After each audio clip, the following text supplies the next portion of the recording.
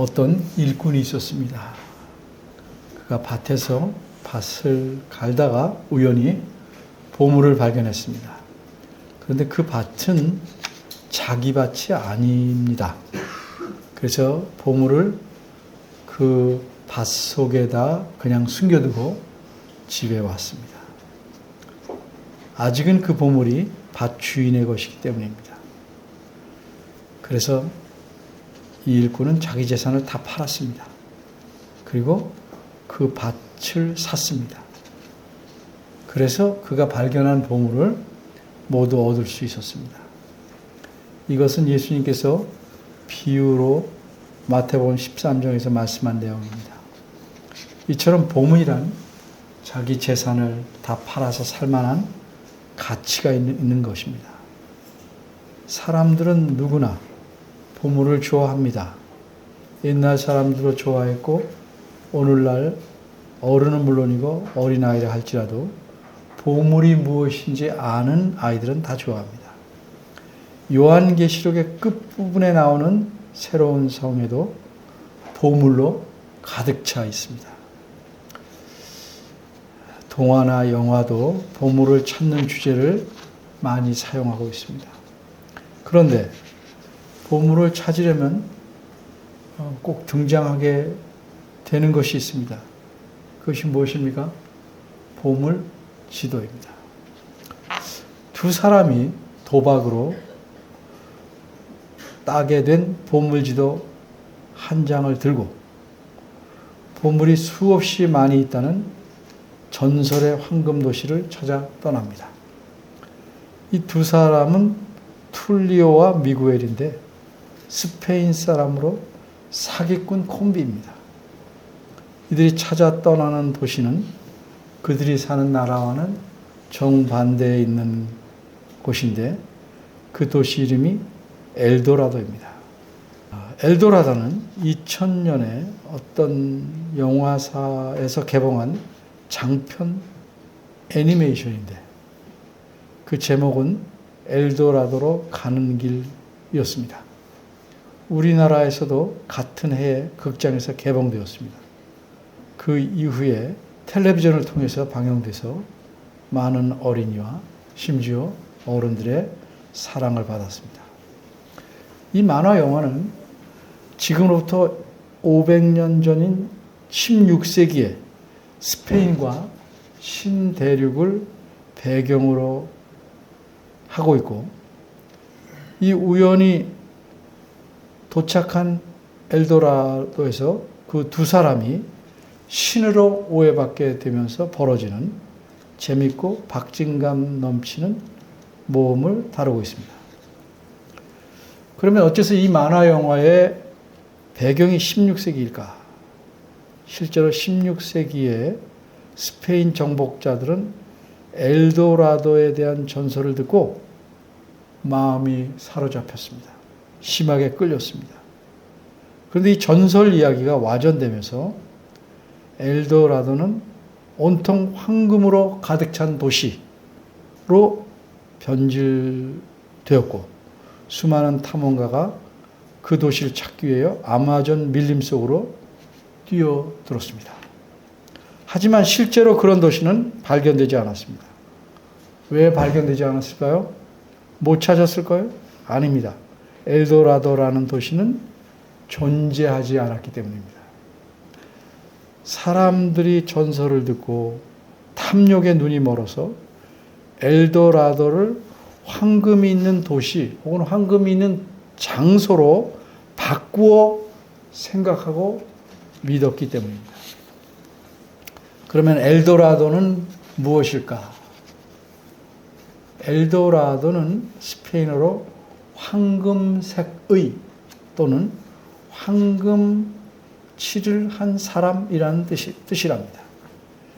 엘도라도에 대한 전설은 다음과 같은 사실에서 유래되었다고 합니다.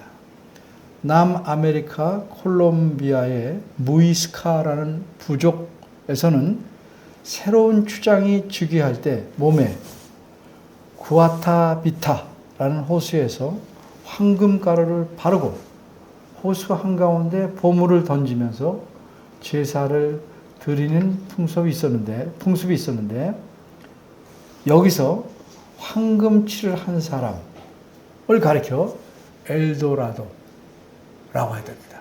그래서 엘도라도라는 명칭은 황금칠을 한 사람입니다. 그러니까 원래 엘도라도는 장소가 아니라 사람, 즉 황금을 바르는 주장을 가리키는 말이었습니다. 그런데 탐욕에 눈이 먼 수많은 탐험가가 엘도라도라는 장소를 찾아서 아마존 밀림 속으로 뛰어드는 헛된 수고를 하게 된 것입니다. 그래서 이제 엘도라도라는 말은 인간의 끝없는 욕망과 동경을 상징하는 낱말로 쓰이기도 합니다. 그리스도인으로서 여러분은 어떤 엘도라도를 찾으면서 살아가고 있습니까? 그리고 그 엘도라도가, 여러분이 찾는 엘도라도가 세상 사람들이 찾는 것과 같은 것입니까? 그리스도인이 찾는 그 엘도라도가 비그리스도인들이 찾는 것 같다면 그 이유는 한마디로 깨달음이 없기 때문입니다. 어떤 깨달음일까요? 그리스도에 대한 깨달음입니다. 그래서 오늘 본문을 통해 그리스도에 대한 깨달음과 연관해서 세 가지를 생각해 보려고 합니다. 첫째, 깨달음의 이유. 둘째, 깨달음의 방법. 셋째, 깨달음의 내용. 첫째, 깨달음의 이유.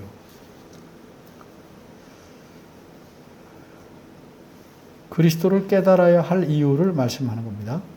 골로새서는 사도 바울이 쓴 편지입니다. 골로새는 현재 튀르키예의 서남부 지역에 있던 도시, 골로새에 있는 교회에 바울 사도가 편지를 썼는데 그것이 골로새서입니다. 그런데 이 교회는 바울 사도가 세운 교회는 아닙니다. 그런데도 바울은 이 교회에 관심이 많았습니다. 어째서 그랬습니까? 이 교회의 성도들이 처음에는 잘 자라나는 듯 했으나 그 후에 더 성숙하지를 못했기 때문입니다. 그러니 마치 부모가 점점 발육이 좋지 않은 자녀를 보면 가슴 아프고 관심이 쏠리듯이 바울에게 골로새 교회는 이런 자녀와 같았습니다. 그러면 어째서 이 교회는 잘 자라나지 못했을까? 그 원인을 오늘 본문 가까이서 찾아보면 4절입니다. 내가 이것을 말함은 아무도 공교한 말로 너희를 속이지 못하게 하려 함이라. 이 구절을 풀어서 말씀드립니다. 그 당시 골로새 교회 안에는 하나님 말씀을 잘못 혹은 삐뚤어 가르치는 선생들이 있었습니다. 그들은 공교한 말로 성도들을 속였습니다. 그래서 공교한이라는 낱말은 어떻게 보면 좋은, 공들여 교묘하게 만든 이런 좋은 뜻으로 들릴 수도 있겠지만 이 말의 원뜻은 나쁜 의미로 거짓된 이런 뜻입니다. 거짓된. 이 교회 사람들이 이렇게 거짓 선생들의 솔깃한 말에 속아 넘어가서 믿음이 잘 자라날 수가 없었습니다. 그래서 4절에서 내가 이것을 말함은 이렇게 말씀했는데 이것은 앞에서 적어도 1장 24절부터 설명한 내용을 가리킵니다. 그러니까 그 내용, 이것을 말하는 목적은 뭐냐면 아무도 공교한 말로 너희를 속이지 못하게 하려 함이라. 이렇게 말씀하고 있는 것입니다. 1절을 보겠습니다. 사도 바울은 자신이 누구를 위하여 얼마나 수고하는지를 알려주길 원했습니다.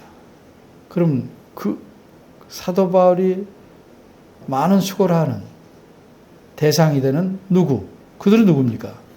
그들은 너희, 여기 있는 대로 너희, 즉 골로새 교회의 성도들이고 그 다음에는 라오디게아에 있는 자들과 무릇 내 육신의 얼굴을 보지 못한 자들입니다. 여기서 라오디게아에 있는 자들이란 라오디게아라는 도시, 골로새에서 인근 도시인데 약 20km 정도 떨어져 있다고 합니다. 그 교회 성도들이고, 무릇 내 육신의 얼굴을 보지 못한 자들이란 사도 바울을 직접 만나보지 못한 모든 성도들을 가리킵니다. 따라서 사도 바울은 자신의 수고가 골로새 교회의 성도들뿐만 아니라 다른 모든 많은 성도를 위한 것이라는 사실을 말하고 있습니다. 그런데 어째서 사도 바울은 자신의 수고를 알리기를 원했습니까? 자신의 수고를 자랑하기 위함이 아닙니다. 자신의 수고가 1절에서 말씀한 그들을 위한 수고라는 사실을 알려주기를 원했기 때문입니다. 그러면 사도 바울은 얼마나 많은 수고를 했는가? 고린도후서 11장 23절에서 27절만을 참고하면 이렇습니다. 그는 감옥에도 수없이 갇혔습니다. 매도 수없이 맞았습니다. 여러 번 죽을 뻔했습니다. 전도 여행 중에 강도도 만났고 거짓 형제들에게 협박도 당하고 몰매도 맞았습니다. 잠도 못 자고 굶고 목마르고 헐벗어서 추운 적이 수없이 많았습니다. 또 많은 사람에게 돌팔매질도 당했습니다. 배가 파선해서 죽을 뻔했고 몸이 으스러질 정도로 몽둥이질을 당하기를 여러 번 했습니다. 이렇게 수많은 수고를 하였는데도 그는 자기 일을 멈추지 않았습니다. 어째서 그렇습니까? 그 수고는 그가 섬기는 주인을 위한 일이었기 때문입니다. 바울의 주인이 누굽니까? 그에게 새로운 생명을 주신 예수 그리스도이십니다. 그래서 바울의 수고는 예수 그리스도를 위해 그분을 전파하는 일이었습니다. 이 일을 위해 바울은 자기 목숨을 걸고 수고했습니다. 이 같은 사실을 골로새 교회의 성도들과 그 밖에 많은 성도들이 알기를 원하였던 것입니다. 그럼 어째서 골로새 교회 성도들과 다른 성도들이 바울이 이렇게 수고한 사실을 알아야 합니까?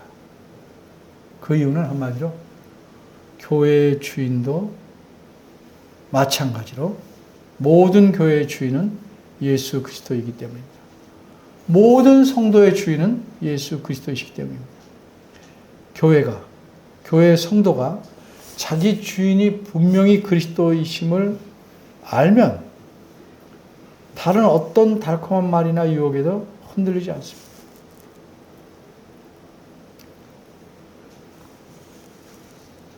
한 번은 예수님을 따르며 제자인 척들 하던 사람들이 많이 물러가고 예수님을 따르지 않자 더 이상 예수님은 12 제자에게 물으셨습니다. 너희도 가려느냐? 그러자 베드로가 다른 제자들을 대표해서 이렇게 대답합니다. 주여, 영생의 말씀이 주에게 계심에 우리가 누구에게로 가오리까? 우리가 주는 하나님의 거룩하신 자인 줄 믿고 알았사옵나이다. 이처럼 주인을 바로 알면 주인을 떠나지 않습니다. 오히려 주인에 대한 충성과 믿음이 더 굳건해지는 것입니다. 그런데 골로새 교회의 성도들은 그러지 못했습니다. 그러니까 믿음이 자라지 못하고 흔들렸습니다. 오늘날 우리 주변 한국교회 대부분 성도들도 이런 상황에 있지 않은가 하는 생각을 제가 해봅니다. 그러면 골로새 교회의 성도들은 무슨 문제가 있었을까? 이들은 주인을 몰랐습니까? 알았습니다. 그런데 주인을 알지만 어느 정도로 알았는가? 그저 돼지가 자기에게 먹이를 주는 주인을 저분이 주인이구나 하는 정도로 알았습니다. 이들은 주인을 올바로 알지 못했고 깊이 알지 못했습니다. 오늘날 많은 교회와 교인들의 형편이 이와 같다고 말하지 않을 수가 없어요. 주인을 올바로 깊이 안다면 한 주간 내내 성경 말씀 한 줄도 읽지 않고 단 3분도 기도하지 않고 무엇인가 다른 사람 위에 자비를 베풀지 않고 살다가 주일날 예배에 한번 참석하고 마음이 편할 수 있겠습니까? 편하다 하면 그 사람은 주님을 그저 짐승이, 아까 비유한 그 짐승이 주인을 아는 정도예요. 실제로는 주님을 깊이 알지 못하는 사람이에요. 그저 한 번 본 적도 없지만 옆집 문패를 보니까 옆집 사람의 이름이 써 있어요. 그래서 그 사람의 이름을 아는 것 정도밖에 안 되는 그런 암입니다. 주님을 올바로 깊이 알지 못하면 결단코 그 사람의 신앙이 외형은 갖출 수 있어요. 그러나 튼튼하게 자라날 수가 없어요. 전혀 성숙할 수 없어요. 그러면 어떻게 해야 우리 주 예수 그리스도를 올바로 깊이 알 수 있을까? 성경 지식을 많이 쌓으면 될까? 아닙니다. 성경 지식도 필요하지만 그것으로 충분하지 않습니다. 그럼 기도 필요할까? 물론입니다. 그러나 그것으로 충분하지 않습니다. 기도를 수없이 해도 그 기도가 유아적인 기도만 하는 사람, 평생을 그렇게 기도해서 주인을 깊이 알 수 있어요? 매일 밥 달라고 돌았으면 꿀꿀대는 것과 같지 않습니까? 그럼 무엇이 더 필요할까? 2절에서 답을 얻을 수 있습니다. 2절은 이는 이라는 말을 시작합니다. 이는이란 말은 우리말 성경에서는 보통 두 가지 뜻으로 쓰입니다. 하나는 왜냐하면이라는 뜻이고 다른 하나는 뭐뭐하기 위하여, 뭐뭐하기 위함이라는 목적을 알려줄 때 쓰입니다.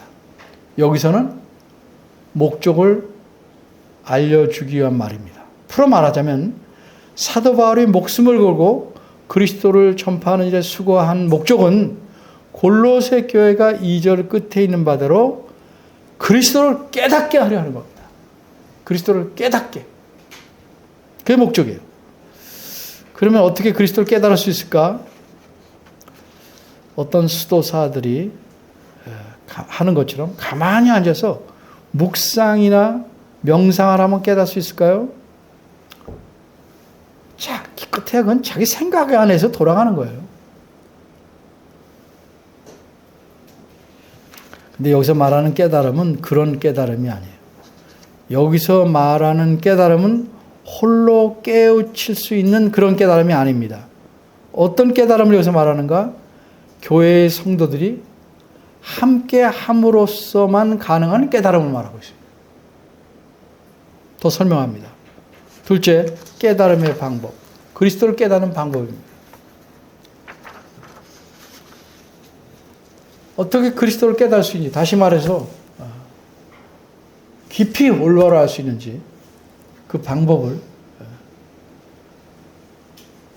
말씀드리겠습니다. 우리말 성경을 보면 세 가지를 보여요. 마음의 위안을 받고 사랑 안에서 연합하여 원만한 이해의 모든 부여에 이르러, 이렇게 세 가지 같은데 원어의 의미대로 말하면 두 가지입니다. 왜 그러냐면 마음의 위안을 받고 사랑 안에서 연합하여가 한 가지예요. 그 다음 게 한 가지예요. 그래서 원어대로 그 두 가지를 풀면 그리스도를 깊이 올바로 알 수 있는, 깨달을 수 있는 방법의 첫째는 마음의 위안을 받는 것이에요. 말이 이상하지만 들어보십시오. 마음의 위안을 받는다. 이게 무슨 말씀인가? 자꾸 위로로 생각하는데 이건 위로를 말하는 게 아니라 격려입니다. 격려. 위로와 격려는 좀 다르죠. 마음의 격려를 받는 거예요. 격려를 받으면 힘이 나죠. 근데 어떻게 마음의 격려를 받습니까? 그 다음 표현에서 할 수 있어요. 사랑 안에서 연합하여. 원어대로 풀이하면 사랑으로 결합함으로써. 비유하자면 뜨개질 할 때 실을, 글쎄 제가 이해하기로는 뜨개질 할 줄 모르니까 실을 가로로 세로로 얽어 놓고 짠다고 저는 생각해요. 예. 뭐 그렇다고 치고 그렇게 짜듯이 성도들 전체가 사랑으로 결합함으로써 모두가 서로에게 격려가 되는 겁니다. 그렇게 다투거나 금이 간 교회에서는 그 성도들이 그리스도를 더 깊이 깨달을 수가 없어요.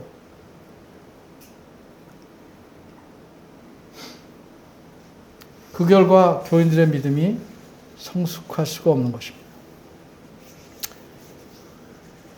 그리스도를 깊이 올바로 알 수 있는, 깨달을 수 있는 방법 두 번째는 풍성한 이해에 이르는 것입니다. 마음의 격려를 받고 또 풍성한 이해에 이르는 것입니다. 이 말씀 보면 원만한 이해에 모든 부요에 이르러. 이게 말이 좀 어렵죠.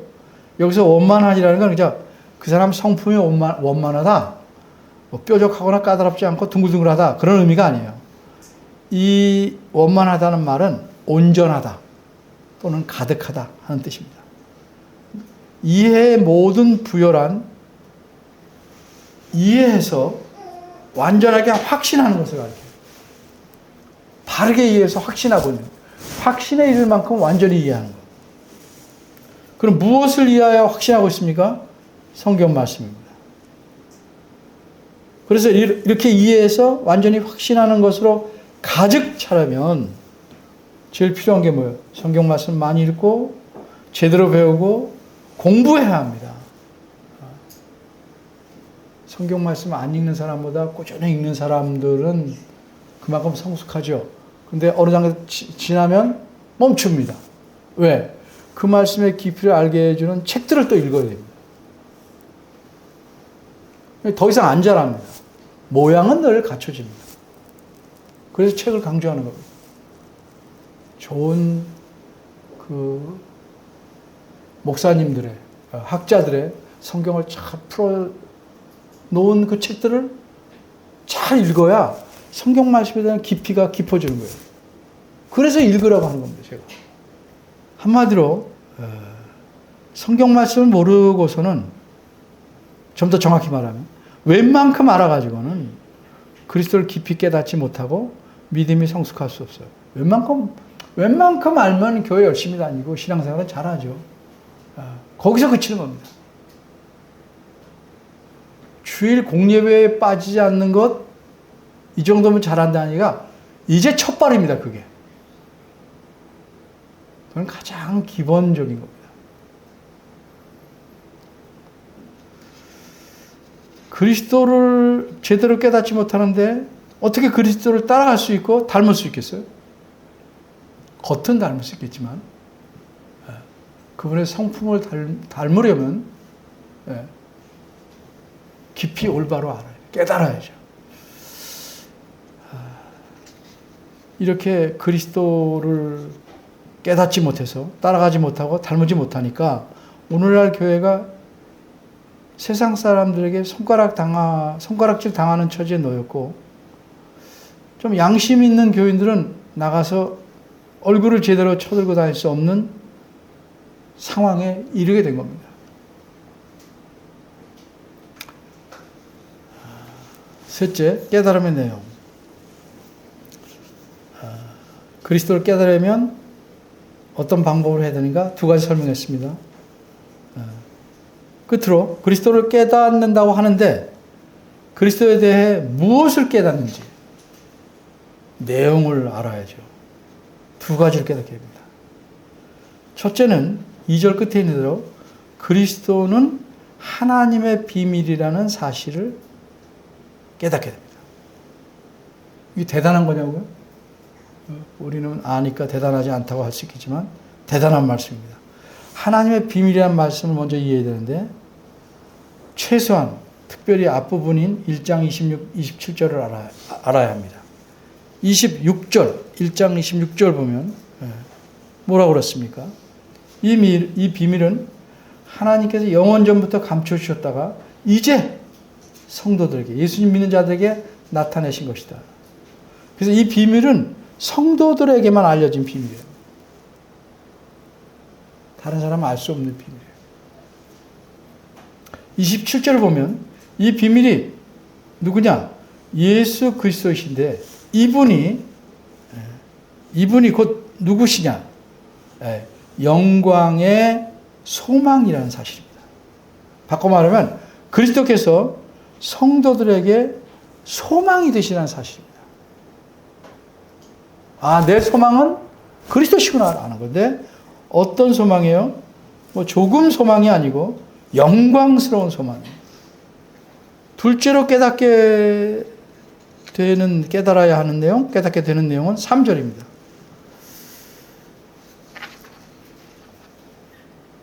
그리스도 안에는 지혜와 지식의 모든 보화가 감추어 있다 하는 사실. 그걸 알아야 돼요. 지혜와 지식의 모든 보화. 이 표현은 지혜와 지식을 보물에 비추어 비유해서 말씀한 것입니다. 그러니까 이 표현을 바꿔 말하면 보물처럼 귀하고 가치 있는 온갖 지혜와 지식 이렇게 말할 수 있습니다. 따라서 그리스도에 대한 깨달음이라는 걸 정리하면 그리스도는 우리에게 영광의 소망이, 영원한 소망, 영광스러운 소망이 된 다른 데 소망이 있는 게 아니에요.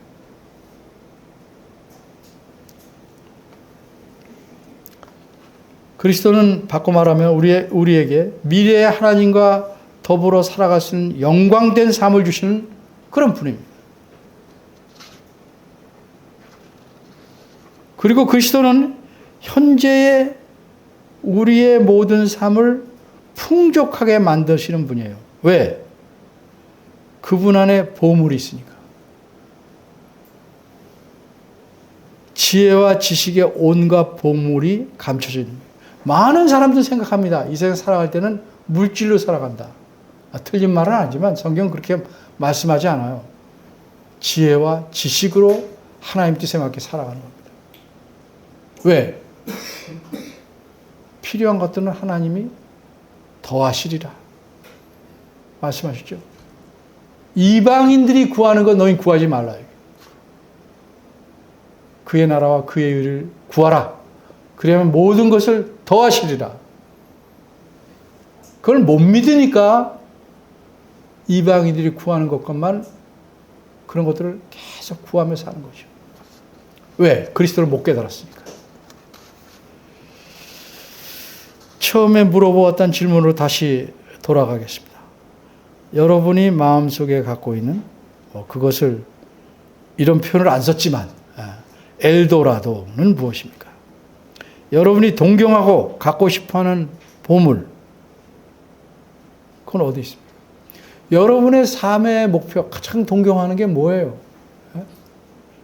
그림 같은 집을 짓고 그렇게 사는 겁니까?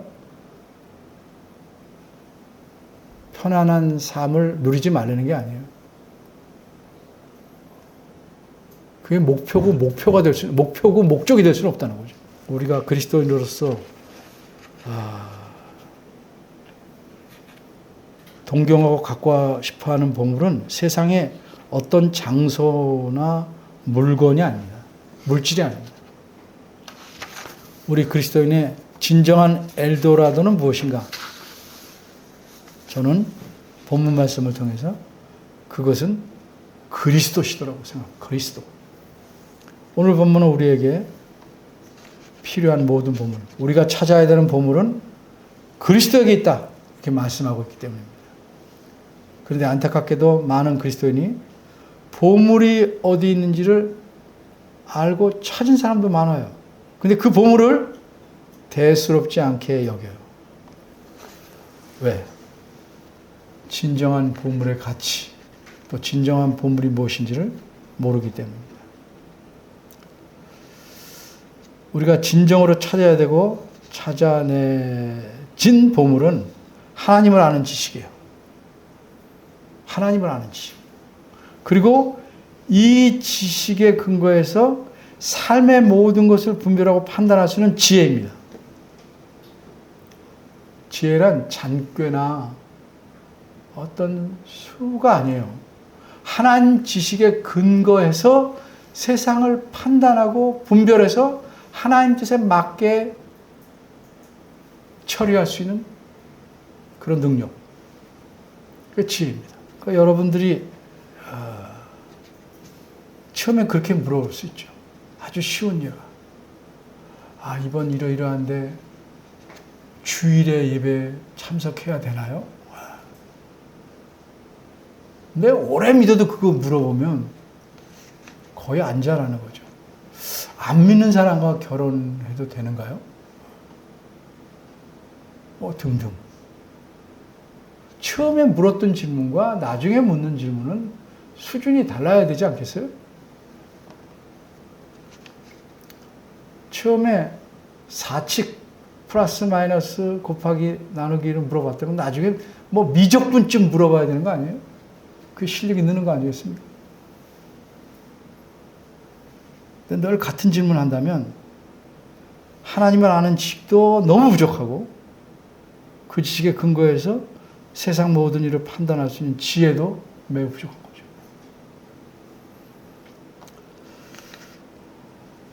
이 하나님 아는 지식과 여기에 근거한 지혜가 있어야 내가 가진 물질이 적다 할지라도 인생의 모든 삶을 풍요롭게 살 수 있습니다. 성경은 어느 곳에도 인생의 풍요로움이 여러분이 가진 물질에서 나온다고 말씀하지 않아요.